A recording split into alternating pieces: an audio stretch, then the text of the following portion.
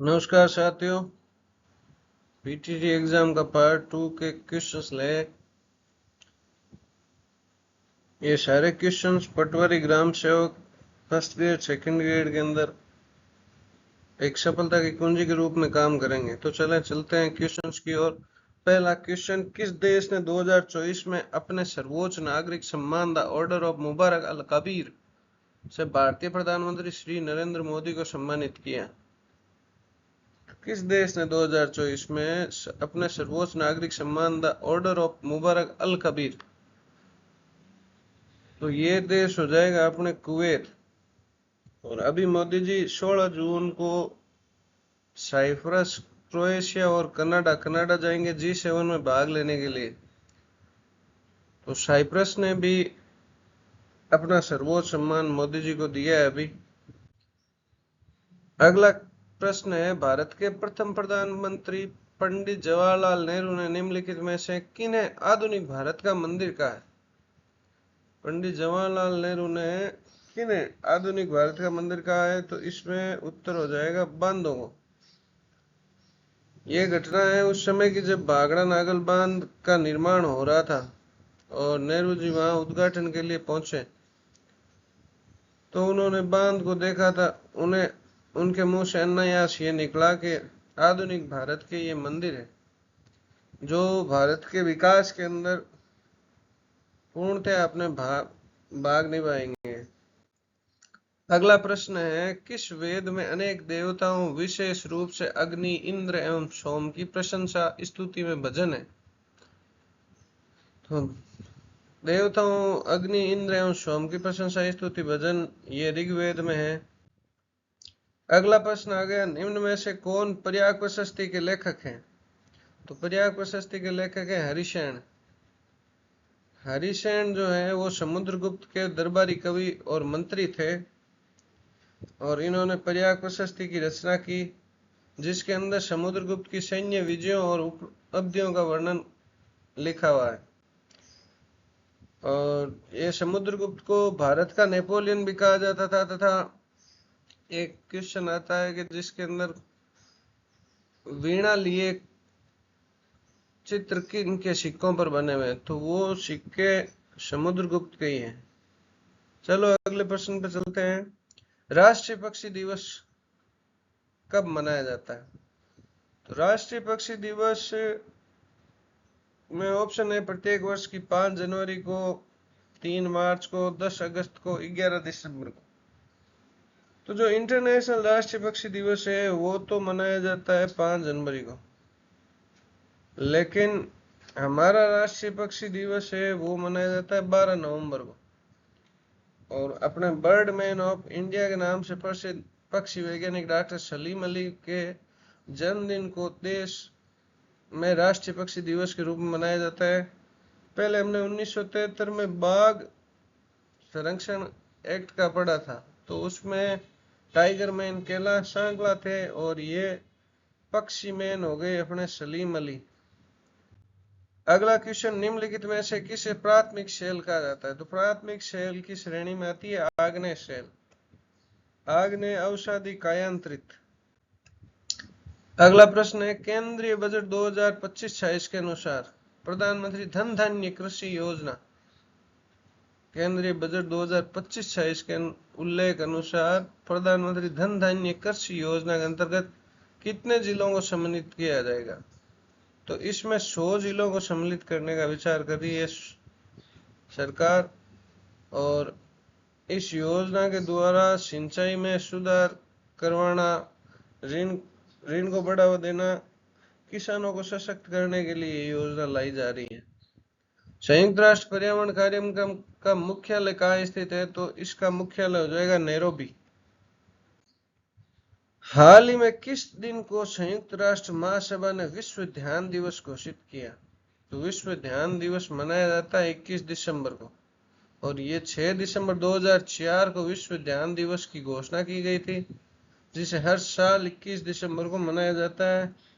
और इसका मसौदा प्रस्ताव भारत के द्वारा ही प्रायोजित किया गया था। पिचवरम मैंग्रोव वन किस राज्य में स्थित है? तो पिचवरम मैंग्रोव वन जो है वो तमिलनाडु में स्थित है और मैंग्रोव वन की बात करें तो सबसे बड़ा भारत में मैंग्रोव वन सुंदरवन मैंग्रोव वन है जो पश्चिम बंगाल में है, और दूसरा सबसे बड़ा मैंग्रोव वन है वो भितरकनिका ओडिशा में स्थित है। निम्न में से कौन से लोक देवता जोधपुर के राव जोधा के समकालीन थे? तो राव जोधा के समकालीन थे अपने हड़बूजी। हड़बूजी सांगला का मुख्य मंदिर जोधपुर के बेंगटी गांव में स्थित है, और इनकी मूर्ति की पूजा नहीं की जाती है, बैलगाड़ी की पूजा की जाती है। विक्रमशिला जो कि हाल ही में समाचारों में था, किस प्राचीन स्मारक का नाम है? तो विक्रमशिला जो है बौद्ध मठ का नाम है। किस स्थान पर लोक देवता गोगा जी का जन्म हुआ था? गोगा जी ददरेवा में जन्मे थे। ये करनाल कैसे हो गया? करनाल में तेजा जी जन्मे थे, गोगा जी ददरेवा में, और ददरेवा में इनकी शीर्ष मेड़ी है, और हनुमानगढ़ में इनकी धुर मेड़ी की पूजा की जाती है। निम्नलिखित में से किस संगठन से अमेरिका ने स्वयं को जनवरी 2025 में अलग कर लिया था? तो इसमें हो जाएगा विश्व स्वास्थ्य संगठन। WTO से अमेरिका ने स्वयं को अलग कर लिया था जनवरी 2025 में, महामहिम ट्रंप साहब के निर्णय के बाद। कजली तीज मेला कहाँ आयोजित होता है? तो कजली तीज मेला आयोजित होता है बूंदी में। निम्न में से कौन सी नदी कर्नाटक की ब्रह्मगिरी पहाड़ियों से निकलती है? कर्नाटक की ब्रह्मगिरी पहाड़ियों से नदी निकलती है अपने कावेरी। किसने 1947 में अहमदाबाद में भौतिक अनुसंधान प्रयोगशाला की स्थापना की थी? तो इसका उत्तर हो जाएगा विक्रम साराभाई। निम्नलिखित में से किस संस्था ने राष्ट्रीय वायु गुणवत्ता निगरानी कार्यक्रम आरंभ किया? राष्ट्रीय वायु गुणवत्ता निगरानी कार्यक्रम केंद्रीय प्रदूषण नियंत्रण बोर्ड द्वारा प्रारंभ किया गया। कठपुतली शैली यमपुरी का संबंध किस राज्य से है? तो कठपुतली शैली यमपुरी का संबंध जो है वो बिहार से है।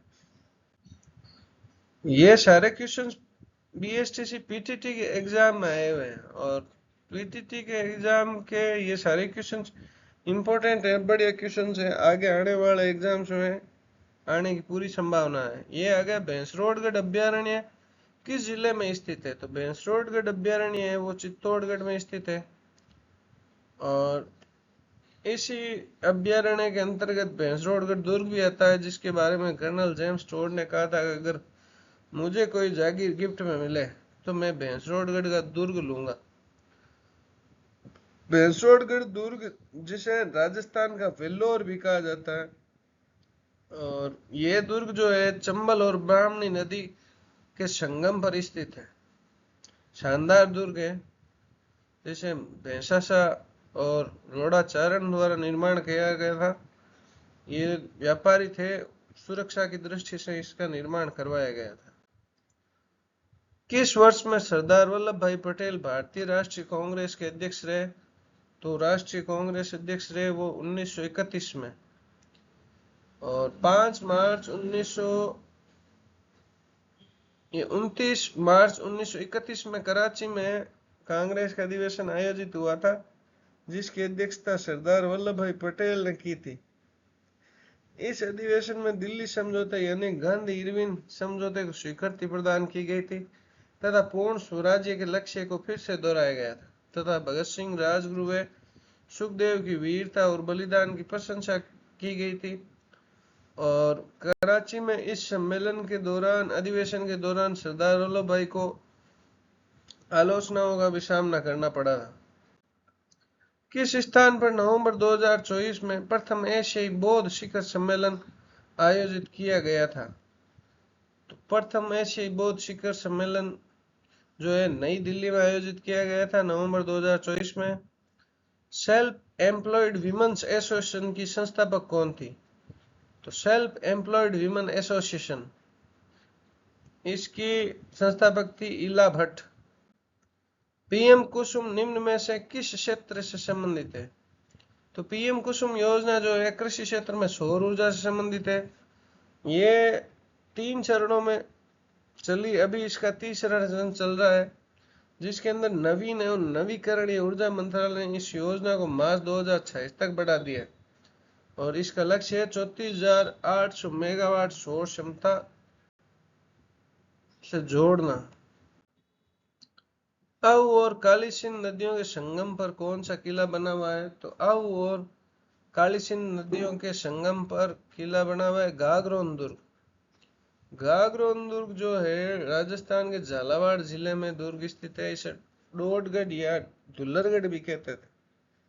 और 21 जून 2013 को राजस्थान के 5 दुर्गों जिसमें गागरोन, जैसलमेर, रणथंभौर, आमेर, मेहरानगढ़ किलों को यूनेस्को विरासत स्थल में सम्मिलित किया गया था।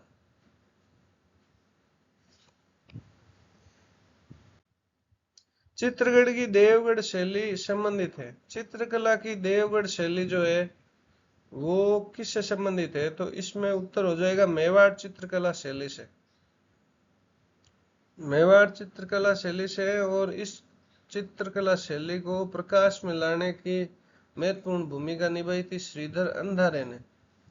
और इस शैली का विकास 17वीं शताब्दी के उत्तरार्ध में देवगढ़ नामक ठिकाने में हुआ था, जो अभी राजसमंद जिले में स्थित है।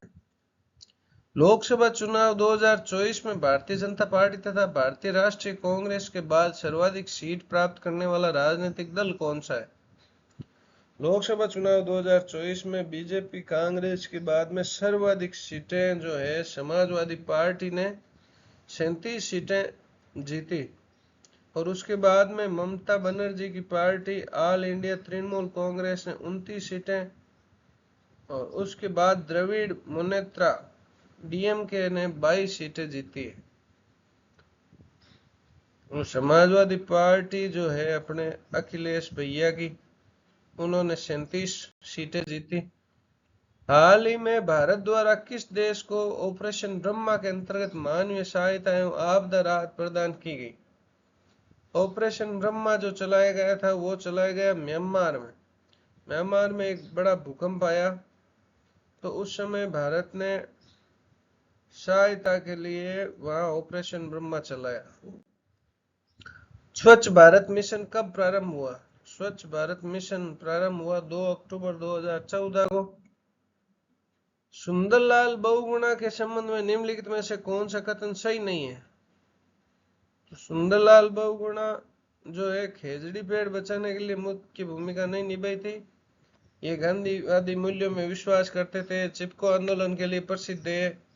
थियरी बांध के निर्माण के विरुद्ध लंबा संघर्ष किया था सुंदरलाल बहुगुणा ने। पेड़ों को बचाने के लिए जाना जाता है, लेकिन स्पेशली खेजड़ी पेड़ के लिए नहीं जाना जाता। निम्न में से कौन सी मृदा देश के लगभग 40% हिस्से में फैली हुई है? तो वो जलोढ़ मृदा है। धन्यवाद। ये सवाल जो थे वो पीटीटी के एग्जाम में 50 क्वेश्चंस आए हुए थे और सारों का आपके सामने रखने की कोशिश की है, तो आप जरूर देखें और धन्यवाद।